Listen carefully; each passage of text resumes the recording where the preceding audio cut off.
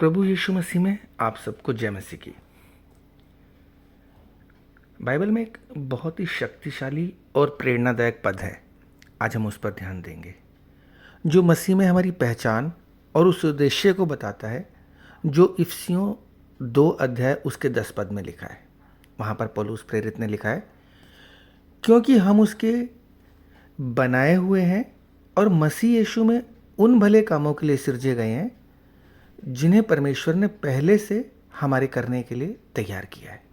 परमेश्वर आशीष दे अपने वचन के पढ़े और उसके सुने जाने पे।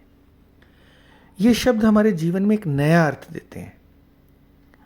हम न केवल परमेश्वर की रचना हैं, बल्कि उनके उस उद्देश्य को पूरा करने के लिए भी बनाए गए हैं, जिसकी प्लानिंग परमेश्वर ने हमारी सृष्टि से भी बहुत पहले कर रखी थी। बाइबल हमें सिखाती है कि हम परमेश्वर की समानता में सृजे गए हैं। उत्पत्ति 1 अध्याय उसके 27 पद में लिखा है कि हम बुद्धिमान, रचनात्मक और प्रेम करने में सक्षम प्राणी हैं। हम केवल अस्तित्व में नहीं आए, बल्कि परमेश्वर ने हमें एक विशेष उद्देश्य के लिए बनाया है। परमेश्वर ने सारी सृष्टि की रचना करी थी मात्र कहने से, लेकिन बाइबल इस बात को बताती है कि उसने मनुष्य की रचना अपने हाथों के द्वारा करी है। यानी कि उसने मनुष्य की सृष्टि अपने हाथों के द्वारा करी है। हम उसके हाथों की एक अद्भुत रचना है। उदाहरण के लिए हम समझते हैं, एक कुशल शिल्पकार लकड़ी का उपयोग करके एक सुंदर मूर्ति बनाता है, और वह उस मूर्ति को सिर्फ सजावट के लिए नहीं बनाता, बल्कि उसके पीछे एक कलात्मक, एक रचनात्मक उद्देश्य होता है। उसी तरीके से जब परमेश्वर ने मनुष्यों को बनाया, जब हमें बनाया, तो उसके पीछे भी एक उनका उद्देश्य था, जिस उद्देश्य के लिए उसने हमें बनाया। हमारा मसीह यीशु में जो शुरुआत है, जब हम मसीह यीशु को अपने जीवन में ग्रहण कर लेते हैं, तो वो मसीह यीशु में हमारी एक नई सृष्टि को दर्शाता है। एक नई शुरुआत हो जाती है। जब हम यीशु मसीह को अपना उद्धारकर्ता स्वीकार करते हैं, तो बाइबल बताती है कि हम एक नई सृष्टि बन जाते हैं। जैसा कि पौलुस ने लिखा है, जब कुरिन्थियों की कलीसिया को उन्होंने एक खत लिखा, एक पत्र लिखा, तो कुरिन्थियों की कलीसिया को 2 कुरिन्थियों 5 अध्याय उसके 17 पद में लिखा हुआ है, इसलिए यदि कोई मसीह में है तो वे नई सृष्टि है, परंतु पुरानी बातें बीत गई, देखो सब कुछ नया हो गया है। यह परिवर्तन हमें उन अच्छे कार्यों को पूरा करने के लिए सशक्त बनाता है, जो परमेश्वर ने हमारे लिए पहले से ही तैयार करें। पौलुस आगे लिखते हैं इस खत में कि हम उन अच्छे कामों के लिए सृजे गए हैं जिन्हें परमेश्वर ने पहले से हमारे करने के लिए तैयार किया था। ये वचन इस बात को प्रकट करता है कि परमेश्वर के पास हमारे लिए एक विशिष्ट योजना है, एक अद्भुत, एक बेहतर योजना है, एक उद्देश्य है। जो हम ये अच्छे कार्य करते हैं, ये केवल वो दयालुता के वो कार्य नहीं है, बल्कि ये हमारे जीवन की उस दिव्य योजना का हिस्सा है जो प्रभु परमेश्वर ने हमारे लिए रखी है। आज के इस उपदेश में हम उसी गहराई में विचार करेंगे कि परमेश्वर ने हमें किस लिए बनाया है और हम कैसे उनके लिए उन भले कामों को कर सकते हैं। हम पौलुस के जीवन से इस बात को समझने की कोशिश करेंगे। प्रेरित पौलुस, जिन्हें परमेश्वर ने एक विशेष उद्देश्य के लिए चुना था, और उसके बाद हम देखेंगे कि हम कैसे स्वयं के जीवन में परमेश्वर की इस अद्भुत योजना को लागू कर सकते हैं और एक धन्य और एक आशीषित जीवन प्राप्त कर सकते हैं। पौलुस, जिसे हम सब पहले शाऊल के नाम से जानते थे, वो एक फरीसी थे। बाइबल बताती है कि वो ईसाइयों को, जो प्रभु के विश्वासी थे, प्रभु यीशु मसीह के विश्वासी थे, उनको बहुत ज़ोर शोर से सताते थे। और उनके परिवर्तन की जो कहानी है, वो प्रेरितों की पुस्तक उसके 9 अध्याय में लिखी हुई है। जब वो दमिश्क की राह पर जा रहे थे, तो बड़े ही अजीबोगरीब तरीके से प्रभु यीशु मसीह के साथ उनका एनकाउंटर हुआ। और प्रेरितों के काम उसके 9 अध्याय उसके 3 से 6 पद में लिखा है, जब यीशु मसीह से उनका एनकाउंटर हुआ जब वे यात्रा करते हुए दमिश्क के निकट पहुंचे, तो अचानक आकाश से एक बड़ा सा प्रकाश उनके चारों ओर चमक उठा और वो धरती पर गिर गए। और एक आवाज़ सुनाई दी उन्हें, हे शाऊल, तू मुझे क्यों सताता है? शाऊल ने पूछा, प्रभु आप कौन हैं? उत्तर मिला, मैं यीशु हूं जिसे तू सताता है। अब उठ और नगर में जा, और वहां तुझे बताया जाएगा कि तुझे क्या करना है। वो पौलुस जो कल तक बड़े ज़ोर शोर के साथ सारे मसीही लोगों को सताता था, और अब जब उसकी आंखों की रोशनी चली गई, बड़े ही विनम्र स्थिति में, और आंखों से उसे कुछ दिख नहीं रहा था, उसने बड़े अद्भुत तरीके से प्रभु के उस आदेश का पालन किया। और दमिश्क में एक शिष्य थे प्रभु यीशु मसीह के, जिनका नाम हनन्याह था। परमेश्वर ने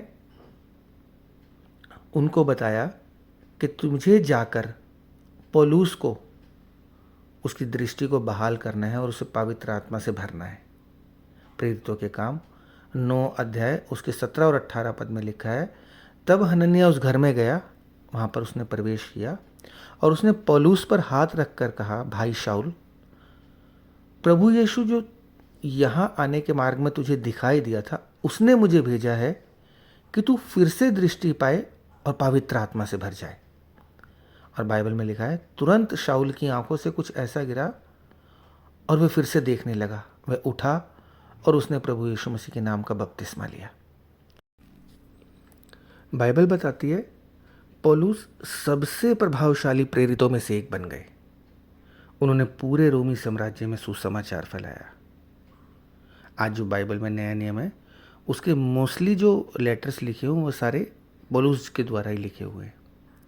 और वो लेटर्स जो उन्होंने उस समय में लिखे थे, आज भी मसीही विश्वासियों का मार्गदर्शन और प्रेरणा करते हैं। पौलुस का परिवर्तन और उनकी बुलाहट के प्रति जो उनका समर्पण है, वो दर्शाता है कि परमेश्वर किसी को भी उनकी पिछली गलतियों की परवाह किए बिना उनको अपने उद्देश्यों को पूरा करने के लिए उपयोग कर सकते हैं। जब हम ये विश्वास करते हैं ना कि हम परमेश्वर की अद्भुत रचना है, तब स्वयं को देखने के तरीका ही जो हमारा होता है वो हमारा बदल जाता है। और फिर हम अपनी पिछली गलतियों को, या जो करंट में हमारे साथ जो संघर्ष चल रहे होते हैं, फिर हम उनसे प्रभावित नहीं होते या वो हमें डिस्टर्ब नहीं करते, बल्कि तब हम अपने सृष्टिकर्ता के प्रेम और उसके उद्देश्य से प्रभावित होते हैं। हम में से प्रत्येक परमेश्वर के हाथों की अद्भुत रचना है, जिसे परमेश्वर की इच्छा को पूरी करने के लिए एक अद्भुत तरीके से बनाया गया है। हमें उन अच्छे कार्यों की खोज करने के लिए जिन्हें परमेश्वर ने हमारे लिए तैयार किया है, हमें प्रार्थना, पवित्र शास्त्र और पवित्र आत्मा के माध्यम से उन मार्गों को खोजना चाहिए जिनसे हम परमेश्वर की उस योजना को समझ सकें। बाइबल बड़ी अद्भुत रीति से लिखती है। नीति वचन 3 अध्याय उसके 5 और 6 पद में लिखा है, तू अपनी समझ का सहारा ना लेना, वरन संपूर्ण मन से यहोवा पर भरोसा रखना, उसी को स्मरण करके सब काम करना, तब वह तेरे लिए सीधा मार्ग निकालेगा। आमीन। पौलुस ने अपने जीवन में बड़ी बड़ी चुनौतियों के सामने प्रभु यीशु मसीह के प्रति साहस और आज्ञाकारिता दिखाई। ठीक उसी तरीके से हमें भी विश्वास में आगे बढ़ने के लिए तैयार रहना चाहिए, ये विश्वास करते हुए कि परमेश्वर हमें भी उन कार्यों के लिए तैयार करेंगे जिन्हें उन्होंने हमारे लिए निर्धारित किया है। फिलिपियों 4 अध्याय उसके 13 पद में लिखा है कि वो हमें आश्वासन देता है कि मैं ये सब कुछ उसके द्वारा कर सकता हूँ जो मुझे सामर्थ्य देता है। प्रेरित पौलुस ने ये बात लिखी है कि मेरे अंदर ये प्रभु की सामर्थ है जिसके द्वारा मैं सारे कार्य पूरे कर सकता हूँ। हमारे अच्छे कार्य चाहे छोटे हों या महत्वहीन कभी कभी हमें लगें, पर वे सब परमेश्वर की बड़ी योजना का हिस्सा हैं। चाहे वे सुसमाचार को साझा करना हो, ज़रूरतमंदों की मदद करना हो, या सिंपली किसी को भी देखकर दया आ जाना हो, हर कार्य का महत्व है। इनमें से कोई भी कार्य ऐसा नहीं है जो कि प्रभु की दृष्टि में छोटा हो। गलतियों 6 अध्याय उसका 9वां पद हमें प्रेरित करता है, कहता है हमें भले कार्य करने में कभी हियाव न छोड़े, क्योंकि यदि हम ढीले ना हों तो ठीक समय पर कटनी काटेंगे। ये बात हमें इस बात के लिए प्रेरित करती है कि हमारे मन में जो भी भाव आता है, चाहे वो दया का भाव आए, चाहे वो सुसमाचार को साझा करने का भाव आए, या किसी ज़रूरतमंद की मदद करने का भाव आए, या प्रार्थना करने का भाव आए, तो हमें वहाँ कभी भी ढिलाई नहीं बरतनी, लेकिन बड़े हियाव के साथ उस कार्य को करना है, ताकि हम ठीक समय पर अपनी कटनी को काटने पाएंगे। इसलिए मेरे दोस्तों, हम इस बात पर विश्वास करना होगा कि हम वास्तव में परमेश्वर की रचना हैं, मसीह यीशु में अच्छे कार्यों के लिए सृजे गए हैं, जिन्हें परमेश्वर ने पहले से ही हमारे लिए तैयार किया है। प्रेरित पौलुस की तरह हम उन विशेष परिस्थितियों में से एक विशेष उद्देश्य के लिए रखे गए हैं। पौलुस की तरह हम अपने पुराने तरीकों को छोड़ने और परमेश्वर द्वारा हमारे लिए निर्धारित नए जीवन और उस मिशन को अपनाने के लिए बुलाए गए हैं, जो प्रभु की योजना है, जैसा पौलुस के जीवन में हुआ। आज हम मसीह में अपनी उस पहचान को अपनाएं, अपने जीवन में परमेश्वर के उस उद्देश्य को खोजें, विश्वास और आज्ञाकारिता में आगे बढ़ें, ताकि उन अच्छे कार्यों को पूरा कर सके जिन्हें परमेश्वर ने हमारे लिए तैयार किया है। आइए हम उसके प्यार, अनुग्रह और सच्चाई के पात्र बनने का प्रयास करें। हे पिता परमेश्वर, हम आपका धन्यवाद करते हैं कि आपने बड़े ही अद्भुत तरीके से, बड़े ही अद्भुत रचना के रूप में हमें बनाया है। हमें मसीह में हमारी पहचान को समझने और अपनाने में आप हमारी मदद करें। हमें उन अच्छे कार्यों की खोज करने और उन्हें पूरा करने के लिए हमारा मार्गदर्शन करें, जिन्हें आपने हमारे लिए तैयार किया है। हमें विश्वास और शक्ति प्रदान करें कि हम विश्वास में आगे बढ़ सकें, ये जानते हुए कि आप हर कदम पर हमारे साथ हैं। आप हमारी मदद करें, हमारा मार्गदर्शन करें। यीशु मसीह के नाम में प्रार्थना करते हैं। आमीन, आमीन, आमीन।